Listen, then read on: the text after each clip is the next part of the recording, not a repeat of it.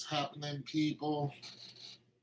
Uh, just felt like going live, and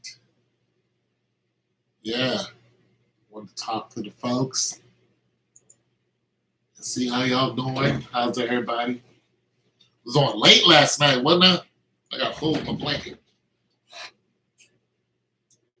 Well, what is the safest city you ever lived in? So, bam, good blanket. It's my heating blanket for the winter coming up. Ah! All right, so the safest city I ever lived in. Well, like I said, nothing ever happened to me in an ATL, so I got to put that up there. But I lived there a long time ago, 20 years ago. So, but yeah, the safest city I ever lived in. I would probably have to say, where I'm living at now in Columbus, Ohio. But it's just going by my experience. It's not going by statistics, because one of the safest cities, well, one of the safest places to be is in Texas, actually. But there are some small cities here and there. But I guess the safest city I've lived in, I'm going to say Columbus, Ohio. But let's talk about some of the dangers of Columbus, Ohio. It has its hoods. It's got its racist people. It's got its people that black people that hate black people. You got your white people that think you don't belong there, so you go through that.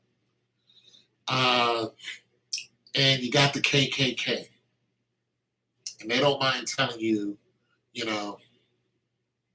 watch your mouth, or you're gonna end up floating down the river, because they actually float people down the river here.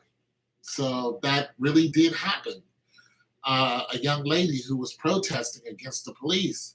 She's 28 years old. They found her floating down the river. And another guy, and they were both Black Lives Matter people, they found him in front of the state building, dead. And I actually knew him. So yeah, it's like that here. It's a whole different ball game. If you run afoul with the law, what they do here is, for one, if your car goes to the pound, they're gonna strip that car. If it's got music and stuff in it, they'll strip it here. So know that. Another thing that they do is, if you have a hearing that's coming up, and the prosecutor wants to get you back in jail. Let's say you bailed out of jail, and then your hearing's coming up. The prosecutor will send his goons out to destroy your car.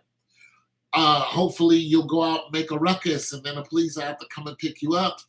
And because it's harder to fight a case when you're in jail. So there's that.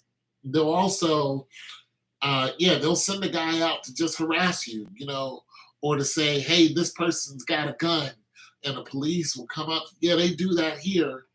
And just to try to get you back in jail, so the judge can look at you and go, hey, you're really a bad person. Put this guy in jail for a long time. So they really, really tried to put you in jail for a long time here. That's what the prosecutors do here.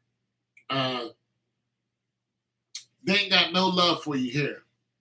Prosecutor wants you, he's gonna find ways to get you. They're gonna damage your property. They'll find ways just to get you. So you got to watch out for that. Other than that, economically, the cost of living is low. So you have that.